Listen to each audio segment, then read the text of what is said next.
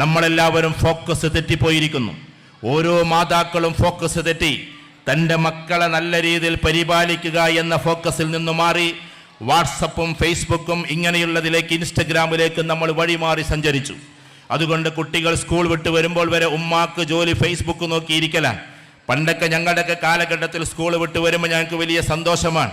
അന്ന് അരിമണി വറുത്തതും ചായയും എന്ന് പറയുന്നൊരു സാധനമുണ്ട്. അത് ഇപ്പോഴത്തെ കാലത്ത് വളരെ കുറവാണ്.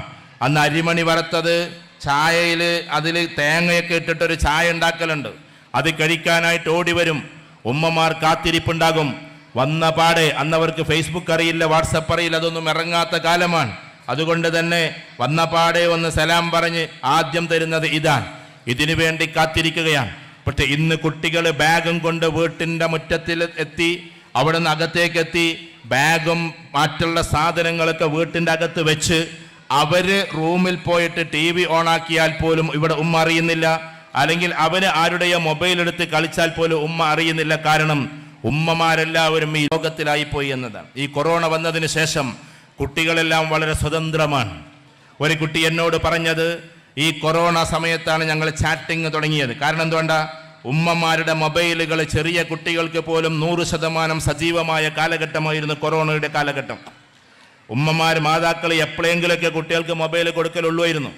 ഇപ്പോഴത്തെ അവസ്ഥ എന്താണെന്ന് വെച്ചാൽ ഉമ്മാൻ്റെ മൊബൈൽ കുട്ടിനോട് ചോദിച്ചിട്ട് വേണം ഇങ്ങോട്ട് വാങ്ങാൻ. പണ്ട് കുട്ടി അങ്ങോട്ട് ചോദിച്ചിട്ട് വാങ്ങലായിരുന്നു. ഇപ്പോൾ ഉമ്മാർ പറയാണ് മോനൊരു 5 മിനിറ്റ് ഇങ്ങോട്ട് കാട്ടിക്കുക, ഞാനൊന്ന് നോക്കിയിട്ട് അങ്ങോട്ട് തരാം. ഈ ഒരു ഗതിയിലേക്ക് പോയിരിക്കാൻ. അപ്പോൾ കുട്ടികൾക്ക് സർവതന്ത്ര സ്വതന്ത്രമായി ഈ സാധനം ഏൽപ്പിച്ചു. അതിൻ്റെ ഫിസിക്കൽ ഡെപ്ത് എത്രയാണെന്ന് നമുക്കറിയില്ല.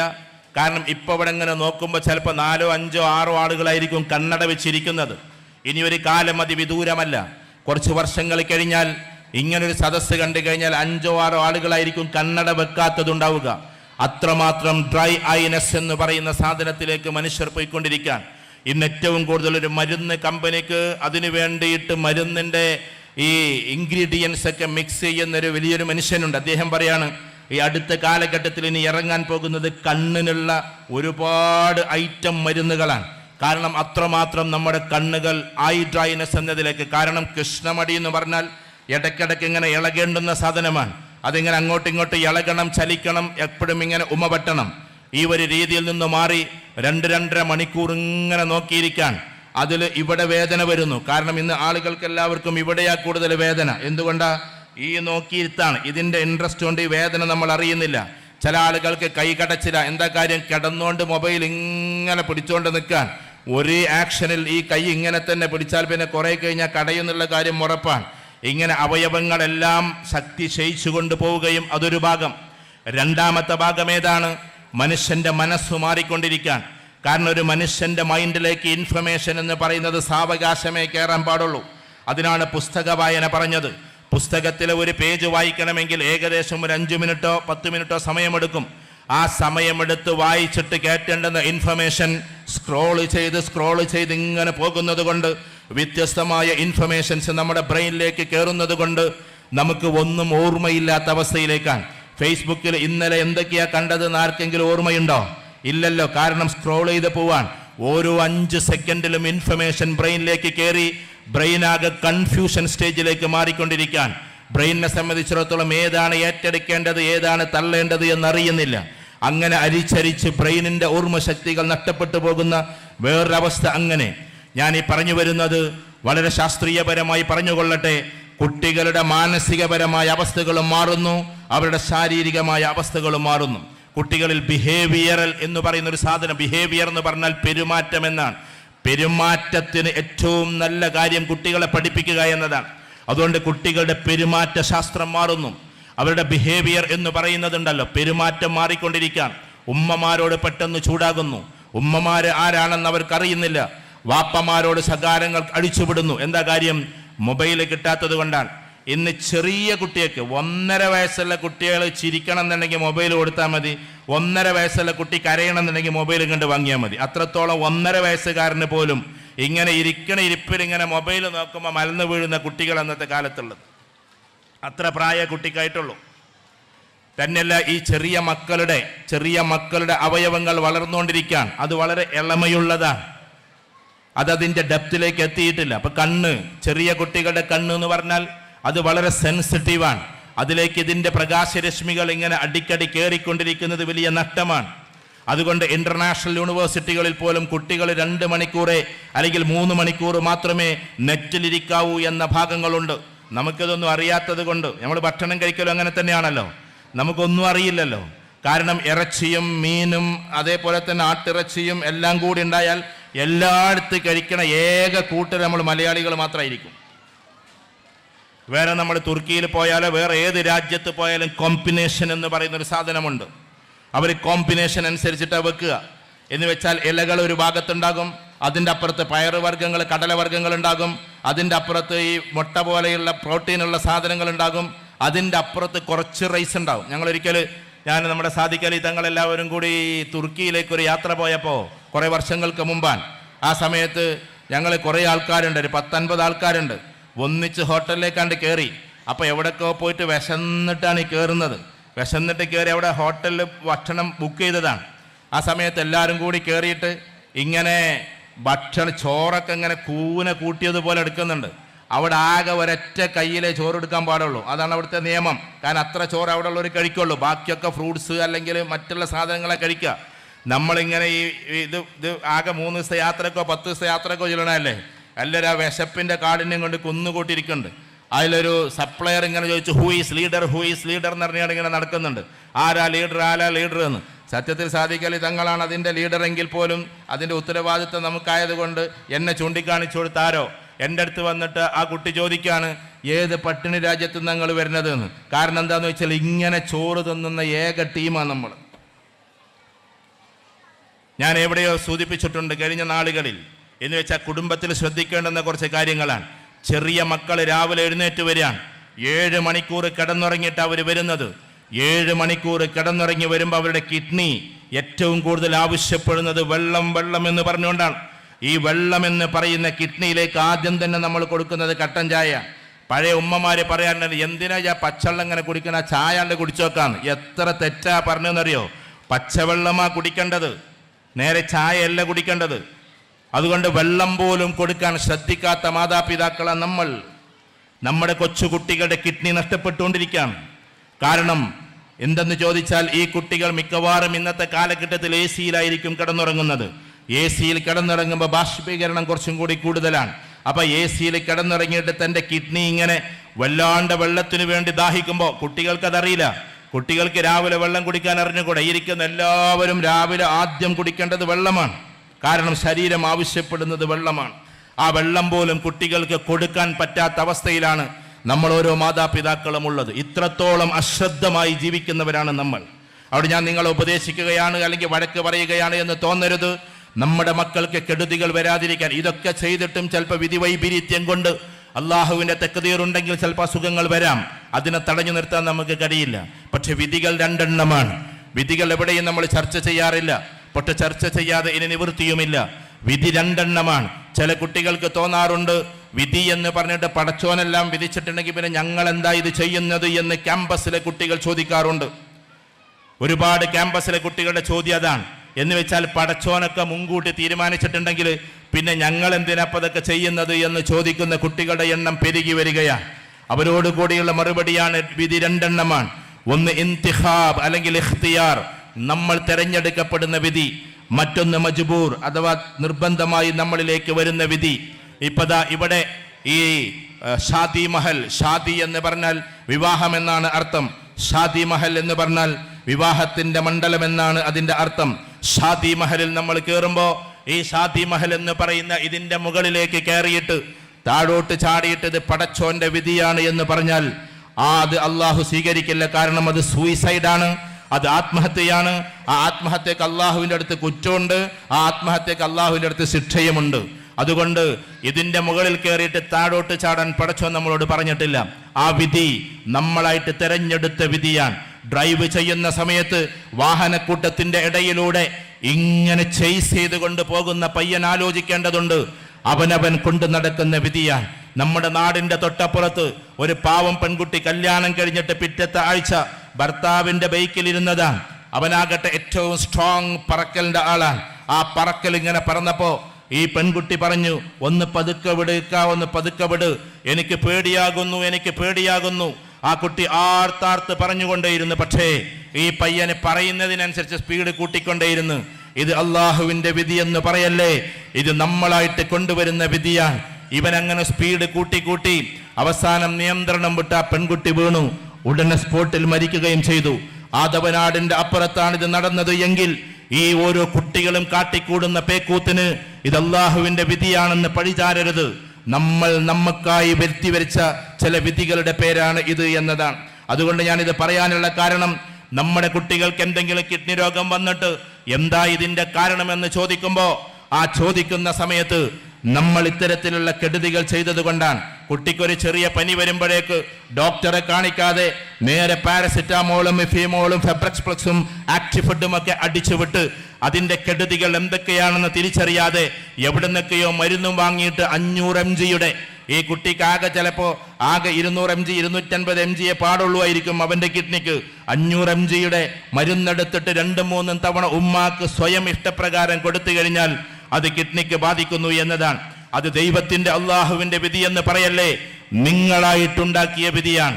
അതുകൊണ്ടാണ് ഞാൻ പറയുന്നത്, നമ്മൾ ഓരോ സമയത്തും നമ്മുടെ കുട്ടികളെ വളരെ ശാന്തമായി വളർത്തുകയും നല്ല ശക്തമായി പുലർത്തുകയും അവർക്ക് വേണ്ടുന്ന കാര്യങ്ങൾ ചെയ്തു കൊടുത്ത് വളർത്തുകയും ചെയ്യുക എന്നതാണ്. ഒന്നാമത്തെ കാര്യം, നമ്മുടെ ലക്ഷ്യം അതാണ്. കാരണം നമുക്ക് 4 ബിൽഡിംഗ് ഉണ്ട് എന്നതല്ല കാര്യം.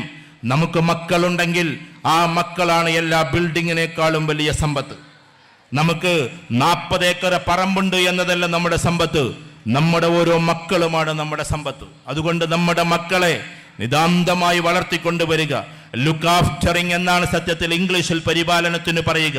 ലുക്ക് ആഫ്റ്റർ എന്ന് പറഞ്ഞിട്ടുണ്ടെങ്കിൽ എല്ലാ കാര്യവും നോക്കി പരിപാലിച്ചു കൊണ്ടുവരുന്നതിനെയാണ് ലുക്ക് ആഫ്റ്റർ എന്ന് പറയുന്നത്. പരിപാലനം എന്ന് പറഞ്ഞല്ലതാണ്, പരിപാലനം എന്ന് പറഞ്ഞല്ലതാണ്. അപ്പൊ കുട്ടികളുടെ ഏതൊക്കെ കാര്യങ്ങൾ നമ്മൾ പരിപാലിക്കണം, ഏതൊക്കെ കാര്യങ്ങൾ പരിപാലിക്കണം? ആ കുട്ടിയുടെ ആദ്യം നമ്മൾ ചെയ്തു കൊടുക്കേണ്ടത് അവന്റെ സ്പിരിച്വൽ ഗ്രോത്ത് ആണ്.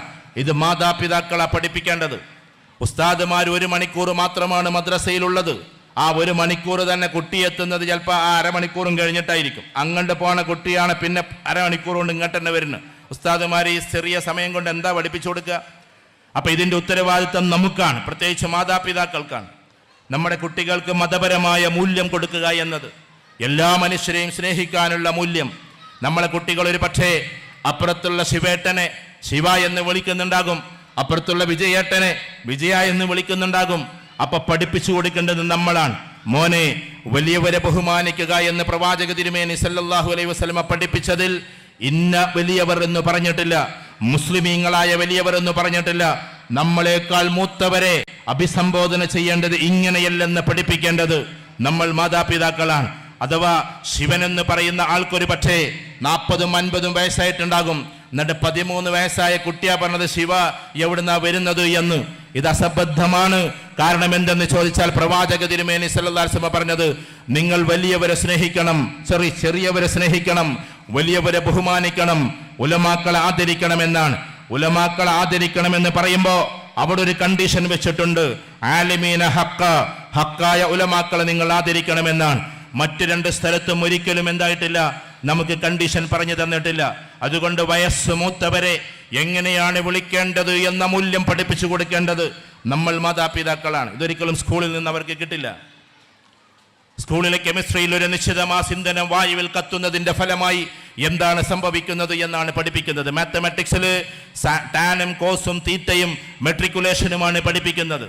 അല്ലെങ്കിൽ LCM, ലസാഗ ഉസാഗ, അതാണ് നമ്മൾ പണ്ട് പറയാം, അതാണ് ഇവർ പറയുന്ന LCM, ഇതാണ് പഠിപ്പിക്കുന്നത്. ഇനി ഇംഗ്ലീഷിലേക്ക് പോയാൽ പോലും എന്താ പഠിപ്പിക്കുക? കുറെ ഫിക്ഷൻസാണ് പഠിപ്പിക്കുന്നത്, പിന്നെ കുറെ ഗ്രാമറുമാണ് പഠിപ്പിക്കുന്നത്. ഒരു ഗസ്റ്റ് വീട്ടിലെത്തിയാൽ എങ്ങനെയാണ് ഡീൽ ചെയ്യേണ്ടത് എന്ന് ഇന്നേ വരെ നമ്മുടെ സിലബസിലില്ല. ഞാൻ സിലബസിനെ കുറ്റപ്പെടുത്തുകയല്ല, അതിൻ്റെ കുറവുകൾ ഉണർത്തുകയാണ്. 10-15 വർഷം മുമ്പേ ഫിൻലാൻഡിലെ സ്കൂൾ സിസ്റ്റമാണ് ഏറ്റവും ടോപ്പ് എന്ന് പ്രസംഗിച്ചത് എനിക്ക് ഓർമ്മയുണ്ട്. ഏതായിരുന്നാലും ശരി, കഴിഞ്ഞ മാസത്തിലാണ് നമ്മുടെ മുഖ്യമന്ത്രിയും സംഘവും ഫിൻലാൻഡിലേക്ക് അത് പഠിക്കാൻ വേണ്ടി പോയിട്ടുള്ളത്. കാലങ്ങൾ ഒരുപാട് വൈകി പോയിട്ടുണ്ട് നമ്മൾ. എന്താ അവിടുത്തെ പ്രത്യേകത? ഞാൻ ഫിൻലാൻഡിനെ ഉയർത്തുകയല്ല. 7 വയസ്സ് വരെ കുട്ടികളെ കൊണ്ട് എഴുതിപ്പിക്കരുത്. അതാണ് ആദ്യത്തെ പ്രത്യേകത. 7 വയസ്സിന് മുമ്പ് കുട്ടി എഴുതി തുടങ്ങരുത്. ഫുൾ കളിയായിരിക്കണം കുട്ടിക്ക്. ഒന്നാമത്തെ പ്രത്യേകത അതാണ്. 7 വയസ്സായാലേ കുട്ടികളെ കൊണ്ട് എഴുതിപ്പിക്കാവൂ. പക്ഷെ നമ്മുടെ നാട്ടിൽ കുറെ LKG UKG സിസ്റ്റം ഉണ്ട്. ആ സിസ്റ്റത്തിന് എതിര് പറയല്ല. 3 വയസ്സിൽ കുട്ടിയെ കൊണ്ട് തുമ്പിനെ കൊണ്ട് കല്ലെടുപ്പിക്കുമ്പോൾ എഴുതിപ്പിക്കുക. ടീച്ചേഴ്സിനും പണി അത് തന്നെ. ഈ കുട്ടി വീട്ടിൽ വന്നാൽ പേന തന്നെ പൊന്തുന്നുണ്ടാവില്ല, കുഞ്ഞി വിരലില്, അതിനെ കൊണ്ട് എഴുതിപ്പിക്കുകയാണ്. അതോ മലയാളത്തിൽ ആദ്യത്തെ അക്ഷരം തന്നെ എടങ്ങേറ് പൊടിച്ച ഒരു അക്ഷരവും അതും എഴുതിപ്പിച്ചുകൊണ്ടിരിക്കുക 3-ാമത്തെ സമയത്ത്, 3-ാം വയസ്സിൽ. ലോകത്തിലെവിടെയും ഈ 3-ാം വയസ്സിൽ എഴുതിപ്പിക്കലില്ല. പക്ഷെ ഇവിടെ ഇപ്പോൾ എഴുതിപ്പിക്കല നിവൃത്തിയില്ല. കാരണം എല്ലായിടത്തും LKG UKG ആണ്. പുറം രാജ്യങ്ങളിൽ പോയാൽ അവിടെ പ്ലേ സ്കൂളാണ്. ഇവിടെ പ്ലേ സ്കൂൾ എന്ന് പേരേ ഉള്ളൂ, കളിയല്ലാത്ത എല്ലാം അവിടെ ഉണ്ടാവും. പ്ലേ സ്കൂൾ എന്ന് പറഞ്ഞാൽ കളിക്കാനുള്ള സ്കൂൾ എന്നാണ്. അതുകൊണ്ട് നമ്മുടെ കുട്ടികളെ ഏറ്റവും മനോഹരമായി കളിപ്പിക്കണം. ഇതാ അവിടെ ചെറുപ്പക്കാരായ ആൾക്കാരിരിക്കണം. ഇപ്പോൾ ഫുട്ബോളിൻ്റെ കാലം കൂടിയാണ്. ഞാൻ ഈ ഉളിയത്ത് ഫാമിലി വന്നിട്ട് ഫുട്ബോളിനെ കുറിച്ച് എന്ന് പറഞ്ഞ് നിങ്ങൾ വിചാരിക്കരുത്. എന്നാലും പറഞ്ഞോട്ടെ, ചെറുപ്പക്കാരൊക്കെ നല്ല ഫുട്ബോളൊക്കെ കാണുന്ന കുട്ടികളാണ്. പക്ഷെ അതിൽ നിന്നും കുറേ പാഠങ്ങൾ നമുക്കുണ്ട്. ഫുട്ബോൾ എന്ന് പറഞ്ഞാൽ ഇത് വളരെ ശ്രദ്ധിക്കണം. നിങ്ങൾക്ക് ചിലപ്പോൾ ഇഷ്ടമുണ്ടാവില്ല, സ്ത്രീകൾക്ക് പ്രത്യേകിച്ച്. എന്നാലും ലോകകപ്പൊക്കെ എല്ലാവരും കാണുന്നുണ്ടെന്നാണ് തോന്നുന്നത്. ഫുട്ബോൾ എന്ന് പറഞ്ഞിട്ടുണ്ടെങ്കിൽ ഞാൻ അതിൻ്റെ ഹറാമോ ഹലാലോ അതല്ല ചർച്ച. ഞാൻ വിവാദങ്ങൾ പ്രസംഗിക്കാറില്ല. ഞാനൊരു സംഘടനയും മെമ്പറല്ലാത്തത് കൊണ്ട് ഒരു സംഘടനയും കുറ്റപ്പെടുത്താറില്ല. ഞാൻ ഒരു സംഘടനയിൽ ഇന്നേ വരെ മെമ്പർഷിപ്പ് എടുത്തിട്ടില്ല, ലീഡർഷിപ്പ് എടുത്തിട്ടില്ല. അതുകൊണ്ട് എല്ലാവരുടെ പരിപാടിക്കും പോകാറുമുണ്ട്. ഞാൻ പറയുന്നത് എന്തെന്ന് വെച്ചാൽ, അങ്ങനെ ഒരു മനുഷ്യനെ വിവേചിച്ച് കാണൽ എൻ്റെ ഉദ്യോഗമല്ല. മനുഷ്യന്മാരെങ്ങനെ വേറെ, ഇപ്പം ഇതിൽ തന്നെ വ്യത്യസ്ത രാഷ്ട്രീയക്കാരുണ്ടാകും. രാഷ്ട്രീയപരമായി ചിലപ്പോൾ നമുക്ക് ചില കാരണങ്ങളെ കൊണ്ട് ചില ചേരികൾ ഉണ്ടാകാം. പക്ഷെ എന്നാലും തീവ്രമായ രാഷ്ട്രീയത്തിലേക്ക് നമ്മളില്ല. അതോടൊപ്പം തന്നെ മതസംഘടനയുടെ പേരിൽ അങ്ങോട്ടും ഇങ്ങോട്ടും തർക്കിക്കരുത്. കാരണം വ്യത്യസ്ത സംഘടനക്കാരെ ഈ കൂട്ടത്തിൽ ഇരിക്കുന്നുണ്ടാകും. നമ്മുടെ കുടുംബത്തിലേക്ക് മതസംഘടനയെ വലിച്ചിഴച്ച് കൊണ്ടുവരരുത്. കാരണം നമ്മൾ ചിലപ്പോൾ ഇതായിരിക്കും, നമ്മൾ ചിലപ്പോൾ അതായിരിക്കും, നമ്മൾ ചിലപ്പോൾ അപ്പുറത്തുള്ളതായിരിക്കും. ആ സംഘടനകളെ വലിച്ചിഴച്ച് കൊണ്ട് വീടുകൾക്കുള്ളിൽ പ്രശ്നങ്ങൾ ഉണ്ടാക്കലല്ല നമ്മുടെ ഉത്തരവാദിത്വം. അതുകൊണ്ട് തന്നെ ഞാൻ പറഞ്ഞോട്ടെ, ഫുട്ബോൾ എന്ന് പറഞ്ഞാൽ അതിനെ നല്ലൊരു വശം എടുത്തു കഴിഞ്ഞാൽ അത് കമാൻഡിങ് പവർ ഉള്ള ഒരു കളിയാണ്. Commanding power. 11 പേര് കളിക്കുന്ന സമയത്ത് കുട്ടികൾ ഇങ്ങനെ നിന്നിട്ട് ഓരോ സമയത്തും അങ്ങോട്ടിടാ അങ്ങോട്ടിട്ട് കൊടുക്കടാ എന്നൊക്കെ പറയുന്നുണ്ട്. അപ്പോൾ അവൻ്റെ പോസ്റ്റേഴ്സ് ഇങ്ങനെ ശ്രദ്ധിച്ചു നോക്കിക്കോ. കമാൻഡിങ് പവർ എന്ന് വെച്ചാൽ ആജ്ഞാപിക്കാനുള്ള ശക്തി അതൊരു മനുഷ്യനുണ്ടാകേണ്ടതാണ്. ഓരോ മഹല്ലും തകർന്നടിയുന്നത് എന്തുകൊണ്ടാണെന്നറിയോ? ആജ്ഞാപിക്കാനുള്ള ശക്തിയില്ലാത്ത ആളുകൾ കുറയുമ്പോഴാണ്. കലാപമുണ്ടാക്കാൻ ആളുകൾ ഉണ്ടാകും. മഹല്ലിൽ എഴുന്നേറ്റ് നിന്നിട്ട് ഇരിക്കവിടെ എന്ന് പറയാൻ ആളുണ്ടാകണം. ആ ഇരിക്കവിടെ എന്ന് പറയണമെങ്കിൽ ആ പറയുന്ന ആള് നല്ല മൂല്യമുള്ള ആളും ശക്തിയുള്ള ആളും മാന്യനായ ആളും നീതിപൂർവമുള്ള ആളുമായി ജനങ്ങൾ അംഗീകരിക്കുന്ന ആളാകുമ്പോ മോനെ ഇരിക്ക് എന്ന് പറയുമ്പോ ആ കുട്ടികൾ അവിടെ ഇരുന്നിരിക്കും. ആ ശക്തിയിലേക്ക് ഇയാളും വളർന്നു വരണം, ആ അനുസരണയിലേക്ക് അവരും വളർന്നു വരണം. ആജ്ഞാപന ശേഷി എന്ന് പറയുന്നത് മനുഷ്യർക്കുണ്ടാകേണ്ടതാണ്. മറ്റൊന്ന് ഷെയറിംഗ് ആണ് ഫുട്ബോൾ. ഷെയറിംഗ് എന്ന് പറഞ്ഞാൽ ഒറ്റപ്പൂതിയും കൊണ്ട് പോയാൽ ഗോൾ അടിക്കാൻ ആർക്കും കഴിയില്ല. അതുകൊണ്ട് അതിങ്ങനെ ഷെയർ ചെയ്ത് പോവലാണ്. 11 പേർക്കും പാസ് ചെയ്ത് പോയാലേ ഷെയറിംഗ്. ഇന്ന് ഒരു വീട്ടിൽ ഏതെങ്കിലും ഒരു ഗൾഫുകാരൻ വന്നാൽ അയൽവാസിക്ക് ഒരു മിഠായും കൂടി കൊടുക്കാത്ത ഒരു കാലത്താണ് നമ്മളുള്ളത്. ഷെയറിംഗ് ഇല്ല. എല്ലാ മിഠായും മിൽക്കി മിസ്റ്റ് എടുക്കും കുട്ടികൾ, ഇത് എനിക്ക് വേണം. മറ്റേ എന്താ പറയാ, അതിൻ്റെ അപ്പുറത്ത് പിന്നെ വേറെ പിന്നെ മിഠായികളുണ്ട്, അതൊക്കെ എടുത്തിട്ട് പറയും കുട്ടികൾ നമുക്ക് വേണം. എന്നിട്ട് അയൽവാസിക്ക് കൊടുക്കാതെ എല്ലാം കുട്ടികൾ തന്നെ കഴിക്കുക. ഷെയറിംഗ് എന്ന് പറയുന്ന കാര്യമുണ്ടാകണം. നമുക്ക് കിട്ടിയ സാധനം നമ്മുടെ മക്കളൊന്ന് ഒബ്സർവ് ചെയ്ത് നോക്കുക. മക്കൾക്ക് കിട്ടിയ കാര്യങ്ങൾ എല്ലായിടത്തും ഇങ്ങനെ കൊണ്ടേ കൊടുക്കുന്ന മക്കളുണ്ടാവും. എല്ലാവർക്കും ഇങ്ങനെ വീതിക്കുന്ന മക്കൾ. പോയിരുന്ന് ചിരിക്കുകയാണ്. അവൻ അങ്ങനത്തെ ഒരാളാണ്. എൻ്റെ ചെറിയ മോനാണ് ഇരിക്കുന്നത്. പറഞ്ഞെന്താന്ന് വെച്ചാൽ കിട്ടിയത് ഇങ്ങനെ എല്ലാവർക്കും ഷെയർ ചെയ്യണം. ആ ഷെയർ ചെയ്യുന്ന അവസ്ഥയിലേക്ക് നമ്മുടെ മക്കൾ വളരണം. അത് ഏത് ശക്തിയുള്ളതായാലും ശരി. അപ്പൊ ഞാൻ പറയുന്നത് എന്തെന്ന് ചോദിച്ചാൽ അത് ഫുട്ബോളിലൂടെ ഉണ്ടാകും ഷെയറിങ്. പിന്നെ ഒന്ന് ക്വിക്ക് ആക്ഷൻ, പെട്ടെന്ന് ആക്ഷൻ വേണം, ആലോചിക്കാനൊന്നും നേരം ഉണ്ടാവില്ല. പിന്നെ ഒന്ന് ക്വിക്ക് ഡിസിഷൻ, വളരെ പെട്ടെന്ന് തീരുമാനം എടുക്കണം. ആർക്ക് അട്ടുകൊടുക്കേണ്ടത് പെട്ടെന്ന് തീരുമാനമെടുത്ത് പോകേണ്ടുന്ന കളിയുടെ പേരാണ് ഫുട്ബോൾ. മറ്റൊന്ന് ചെലവ് ചുരുങ്ങിയ കളിയുടെ പേരാണ് ഫുട്ബോൾ. ഒരു പന്തുണ്ടെങ്കിൽ ഏത് കടപ്പുറത്തു വിട്ടും കളിക്കാം. ക്രിക്കറ്റിന് കുറേ ചെലവാണ്, ഹോക്കിക്ക് കുറേ ചെലവാണ്, ഷട്ടിൽ ബാറ്റിന് പോലും കുറേ ചെലവാണ്. പക്ഷെ ഒരു ചെലവില്ലാതെ ഇനി കടലാസ് പന്തുണ്ടെങ്കിലും തട്ടിക്കളിക്കാവുന്ന ഒരു കളിയും കൂടിയാണ്. അതുകൊണ്ട് ഇത്ര ജനകീയമായ സാധനം. ഇത് ഞാനിപ്പോൾ പറയാൻ കാരണം ലോകകപ്പ് നടന്നുകൊണ്ടിരിക്കാൻ അതിൻ്റെ വിവാദങ്ങളിലേക്കൊന്നും നമ്മളില്ല. പക്ഷെ കുട്ടികളോട് ഒറ്റ കാര്യം പറയാൻ, നമ്മൾ അതിൽ നിന്ന് പഠിക്കേണ്ടുന്ന പാഠം എന്താണ്? അതിൽ നിന്ന് പഠിക്കേണ്ടുന്ന പാഠമുണ്ട്. സ്കൂളിൽ നിന്ന് പുറത്താക്കപ്പെട്ട് 7ാം ക്ലാസ്സിലോ 6ാം ക്ലാസ്സിലോ പഠിക്കുമ്പോൾ പുറത്താക്കിയ ടീച്ചറുടെ നേരെ കസാല കൊണ്ട് അഥവാ ചെയർ കൊണ്ട് ഇങ്ങനെ കൈകൊണ്ട് ഓങ്ങിയിട്ടുള്ള ഒരു കുട്ടിയുണ്ട്. ആ കുട്ടി പിന്നെ അധിക സങ്കടത്തോടു കൂടി ജീവിക്കുകയും അവസാനം പഠിക്കാത്തവനെന്ന പേര് കിട്ടി ഒരു പഠിപ്പുമില്ലാതെ വളർന്നു വരികയും പിന്നീട് അവസാനം തൻ്റെ കൂട്ടത്തിലെപ്പെട്ട തൻ്റെ സഹോദരിമാരെ സഹോദരനെയൊക്കെ നോക്കാൻ പാടുപെടുന്ന ഒരു മോനുണ്ട്. അവസാനം തൻ്റെ അച്ഛനും അമ്മക്കും എന്തെങ്കിലും ഒന്ന് വാങ്ങിച്ചു കൊടുക്കാൻ കഴിയാതെ ഫുട്ബോൾ മാത്രം സ്വപ്നം കണ്ടുകൊണ്ട് നടക്കുകയും ഇന്ന് ലോകത്തിലെ ഏറ്റവും വലിയ ഇതിഹാസ താരമായി റൊണാൾഡോ എന്ന പേരിൽ അദ്ദേഹം അറിയപ്പെടുകയും ചെയ്യുമ്പോൾ തൻ്റെ പിതാവ് വിളിക്കുമ്പോൾ അങ്ങോട്ട് ഓടിയെത്താൻ ആയിരക്കണക്കിന് കോടികളെ കൊണ്ട് കാൽപന്താടുന്ന ഈ മനുഷ്യന് ഒരു മടിയും ഉണ്ടാകാറില്ല. ഇന്ന് പന്ത് കളിയുടെ പേരിൽ വാപ്പമാർ വിളിക്കുമ്പോൾ ചെല്ലാത്ത കുട്ടികൾക്ക് റൊണാൾഡോ ഒരു മറുപടിയാണ്. കാരണം അദ്ദേഹം കളിക്കുന്നത് ലോകകപ്പിലാണ്. ഇന്ന് ലോകത്തിൽ ഞാൻ അദ്ദേഹത്തിന്റെ ഫാനോ കുന്തൊന്നുമല്ല, എനിക്ക് അങ്ങനത്തെ ഒരു പരിപാടിയില്ല. പക്ഷെ പറഞ്ഞോട്ടെ, ആയിരക്കണക്കിന് കോടി ഡോളറുകൾക്ക് വേണ്ടിയിട്ട് പന്താടുന്ന സമയത്ത് തന്റെ പിതാവ് വിളിക്കുമ്പോഴേക്ക് ഓടിയെത്തുന്ന റൊണാൾഡോയെ നമ്മൾ മനസ്സിലാക്കേണ്ടതുണ്ട്. നമ്മളിത് നമ്മുടെ നാട്ടിലെ പാടത്ത് കളിക്കുമ്പോൾ വരെ വിളിക്കുന്ന ഉപ്പന്റെ വിളിക്ക് ഉത്തരം കേൾക്കാത്ത ആളുകളാണ് സത്യത്തിൽ നമ്മളെങ്കിൽ. ലോകത്തിലെ ഏറ്റവും കൂടുതൽ ഇൻസ്റ്റഗ്രാമിലും ഫേസ്ബുക്കിലും ഫോളോവേഴ്സ് ഉള്ള നടനാണ് അദ്ദേഹമെന്ന്, കളിക്കാരനാണ് അദ്ദേഹമെന്ന് നമുക്കറിയാം. അത്രയും കോടികളുടെ ഫാനായി നടക്കുന്ന ഒരു മനുഷ്യനാണ്. തൻ്റെ ആരെങ്കിലും വീട്ടിൽ നിന്ന് വിളിച്ചാൽ അത്രമാത്രം കമ്മിറ്റ്മെന്റ് ആണ്. ഇല്ലായ്മയിൽ നിന്ന് വളർന്നു വന്നിട്ട് എല്ലാം ഉണ്ടാകുമ്പോൾ എല്ലാം ഉണ്ടാകുന്ന സമയത്ത് അവരെ മറക്കരുതേ എന്ന മെസ്സേജാണ് റൊണാൾഡോ നമുക്ക് തരുന്നത്. അല്ലാതെ എഴിഞ്ഞു വീശുന്ന തൻ്റെ ആഞ്ഞു വീശുന്ന ഗോളുകൾ മാത്രമല്ല അദ്ദേഹം നമുക്ക് മനസ്സിലാക്കി തരുന്നത്. ആരെങ്കിലും ഇവിടെ പഠിക്കാൻ താല്പര്യമില്ലാതെ, ആരെങ്കിലും സ്കൂളിലേക്ക് പോകാൻ താല്പര്യമില്ലാത്ത കുട്ടികൾ കേൾക്കേണ്ടുന്ന കഥയാൻ കൂടിയാണ് ഇത്. അതോടൊപ്പം ദ ഷോർട്ട് ലെഗർ എന്ന പേരിൽ, കുഞ്ഞിക്കാലൻ എന്ന പേരിൽ, നിങ്ങൾ ക്ഷമിക്കണം കേട്ടോ, കുട്ടികൾക്ക് മനസ്സിലാകാനാണ് ഞാൻ അത് പറഞ്ഞത്. മനസ്സിലായോ? പ്രായം ചെന്നവർക്ക് തോന്നരുത് ഇദ്ദേഹം എങ്ങനെ പ്രസംഗിക്കണമെന്ന്. ഇവരെ പറഞ്ഞവർക്ക് തിരിയുള്ളത് കൊണ്ടാണ്. ഞാനൊരു സൈക്കോളജിസ്റ്റും കൂടി ആയതുകൊണ്ട് എൻ്റെ ഭാഷ ഇങ്ങനെയാണ്. കാരണം കുട്ടികൾക്ക് എങ്ങനെ ഹിറ്റാകാമെന്ന് എനിക്കറിയാം. അതുകൊണ്ടാണ് എനിക്കറിയാമെന്ന് പറഞ്ഞാൽ ഞാൻ അഹങ്കാരം പറയല്ല, സൈക്കോളജിൻ്റെ ഒരു ഭാഷയുണ്ട്, അതുകൊണ്ടാണ്. ദ ഷോർട്ട് ലെഗർ, കുഞ്ഞിക്കാലൻ എന്ന പേര് വിളിച്ചിട്ട് പലപ്പോഴും സ്കൂളിലേക്ക് പോകാൻ പറ്റാത്ത ഒരു കുട്ടി. കാലോ ചെറുത്, ശരീരവും ചെറുത്. അതുകൊണ്ട് അവനെ നടത്തം കണ്ടിട്ട് കുട്ടികൾ കളിയാക്കുമായിരുന്നു. അതുകൊണ്ട് തന്നെ പലപ്പോഴും സ്കൂളിലേക്ക് പോകാൻ മടിയായിരുന്നു കുട്ടിക്ക്. അങ്ങനെ ദ ഷോർട്ട് ലെഗർ, കുഞ്ഞിക്കാലൻ എന്ന വിളി കേട്ട് സ്കൂളിലേക്ക് പോകാൻ വിമ്മിഷ്ടപ്പെട്ട കുട്ടി അമ്മയോടടുക്ക് പറയും ഞാൻ പോകൂല സ്കൂളിലേക്ക് എന്ന്.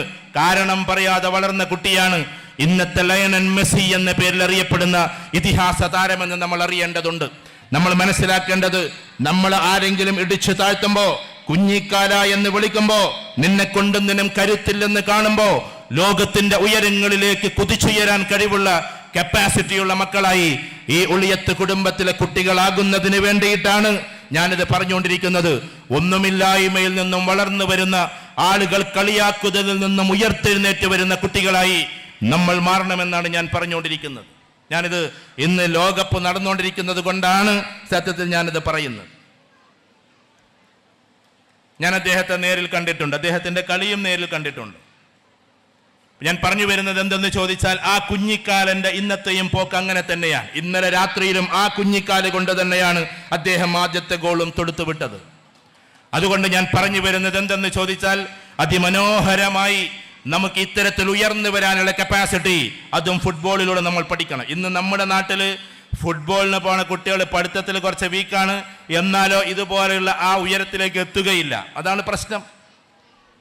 അപ്പൊ ഇതിൽ നിന്നെല്ലാം പാഠങ്ങൾ നമ്മൾ ഉൾക്കൊള്ളേണ്ടതുണ്ട്. ഉയർന്നു പോകാനുള്ള തൃഷ്ണ നമ്മുടെ മക്കൾക്കുണ്ടാകേണ്ടതുണ്ട്. ആ ഉയർച്ചയായിരിക്കണം നമ്മുടെ സാന്നിധ്യം, അതായിരിക്കണം നമ്മുടെ ഉയർച്ച, ഉന്നതി അതായിരിക്കണം. എൻ്റെ പ്രിയപ്പെട്ട ഉമ്മമാരോട്, പ്രിയപ്പെട്ട സഹോദരിമാരോട് ഞാൻ പറഞ്ഞു വരുന്നത്, നമ്മുടെ കുട്ടികളുടെ കപ്പാസിറ്റിക്ക് അനുസരിച്ച് നമ്മൾ വളർത്താവൂ. നമ്മുടെ കുട്ടികളുടെ കപ്പാസിറ്റി ഏതാണെന്ന് തിരിച്ചറിയാനുള്ള കഴിവ് നമുക്കുണ്ടാകണം. ആ കഴിവ് ഏത് കുട്ടി ഏത് കോലത്തിലാണ്, ഏത് കുട്ടി ഏത് ഭാവത്തിലാണ്, ഏത് കുട്ടി ഏതിനൊക്കെ ഇഷ്ടപ്പെടുന്നു, അതിനനുസരിച്ച് മൂല്യം ചോരാതെ അവനെ നിങ്ങൾ ഡോക്ടറാക്കുകയാണെങ്കിൽ അങ്ങനെ, എഞ്ചിനീയർ ആക്കുകയാണെങ്കിൽ അങ്ങനെ, ഏത് മേഖലയിലേക്ക് പോയാലും ഉടനെ തന്നെ അവന് വാല്യൂസ് കൊടുക്കുന്ന രക്ഷിതാക്കളെ, വാല്യൂസ് എന്ന് പറഞ്ഞാൽ നല്ല മൂല്യം കൊടുക്കലാണ്, അള്ളാഹുവെ കുറിച്ചുള്ള ഭയം കൊടുക്കലാണ്, സ്നേഹം കൊടുക്കലാണ്. അള്ളാഹിനെ സ്നേഹിക്കാൻ നമുക്ക് അറിഞ്ഞുകൂടാ, അള്ളാഹിനെ പേടിക്കാനേ നമുക്കറിയൂ. ഖുർആനിൽ രണ്ടും പറഞ്ഞിട്ടുണ്ട്. ഖുർആനിൽ അള്ളാഹുവിനെ ഭയപ്പെടാൻ മാത്രമല്ല പറഞ്ഞിട്ടുള്ളത്, അതിനേക്കാൾ കൂടുതൽ അള്ളാഹിനെ സ്നേഹിക്കാനാണ് പറഞ്ഞിട്ടുള്ളത്. നമുക്കൊന്ന് ഹുബ്ബുർ റസൂൽ സല്ലല്ലാഹു അലൈഹി വസല്ലം നമ്മൾ ഇഷ്ടം പോലെ നടത്താറുണ്ട്. ഞാനൊരു അഭിപ്രായം പറയാണ്, റസൂൽ സല്ലല്ലാഹു അലൈഹി വസല്ലമയുടെ ഹുബ്ബ് നമ്മൾ ഇഷ്ടം പോലെ, മദ്ഹുർ റസൂൽ ഇഷ്ടം പോലെ നടത്താറുണ്ട്. അത് നടത്തണം, ഒരുപാട് വാനോളം ഉയർത്തി നമ്മൾ പറയണം. കാരണം അതിനും അപ്പുറത്തേക്ക് അള്ളാഹുവിന്റെ സൃഷ്ടികളിൽ ഒരാളുമില്ല എന്നതുകൊണ്ട്. പക്ഷെ എവിടെയെങ്കിലും ഹുബ്ബുല്ല എന്ന ടോപ്പിക്ക് നിങ്ങൾ കണ്ടിട്ടുണ്ടോ? ആരെങ്കിലും പറയുന്നത് നമ്മൾ കേട്ടിട്ടുണ്ടോ? അള്ളാഹുവിനെ സ്നേഹിക്കാൻ നമ്മളോട് പറയുന്നുണ്ടോ? അതെവിടെയാണ് നമുക്ക് നഷ്ടപ്പെട്ടത്? ഹുബ്ബുല്ല എന്ന് പറയുന്ന ഒരു സാധനം ഖുർആനിൽ കിടക്കുന്നുണ്ട്. അശദ്ദു ഹുബ്ബൻ ലില്ലാഹ്, അതിശക്തമായി അവർ അള്ളാഹുവിനെ പ്രണയിക്കുന്നവരാണ് എന്ന് അള്ളാഹു വിശുദ്ധ ഖുർആനിൽ മുഅ്മിനീങ്ങളെ കുറിച്ച് പറഞ്ഞിട്ടുണ്ട്. ആ സ്നേഹം നമുക്കുണ്ടെങ്കിൽ ബാങ്ക് വിളി കേൾക്കുന്ന സമയത്ത് ഏത് ക്രിക്കറ്റിന്റെ ലോകത്തിലാണ് നമ്മളെങ്കിലും എന്റെ അള്ളാഹുവാണ് വിളിക്കുന്നത് എന്ന തോന്നൽ നമുക്കുണ്ടാകും. ക്രിക്കറ്റ് കളി നമുക്ക് കാണാം, ഫുട്ബോൾ കളി കാണാം, കളിക്കാം. ഏറ്റവും കൂടുതൽ ഗോളുകൾ പിറക്കേണ്ടുന്ന കാലിൽ നിന്ന് തന്നെയാണ് ഏറ്റവും കൂടുതൽ സുജൂദും റുക്കൂകളും പിറക്കേണ്ടത് എന്ന് കൂടി നമ്മൾ മനസ്സിലാക്കേണ്ടതുണ്ട്. നമ്മൾ ഫുട്ബോൾ കളത്തിൽ ഇറങ്ങുമ്പോൾ ഏറ്റവും കൂടുതൽ ഗോൾ അടിക്കുന്നവർ നിങ്ങളായിക്കോ. പക്ഷെ അതോടൊപ്പം ഏറ്റവും വലിയത് എന്റെ അള്ളാഹു ആണെന്ന് മനസ്സിലാക്കി ആ അള്ളാഹുവിലേക്ക് തിരിയാനുള്ള ഭാഗം കൂടി നമുക്കുണ്ടായിരിക്കണം എന്നതാണ്.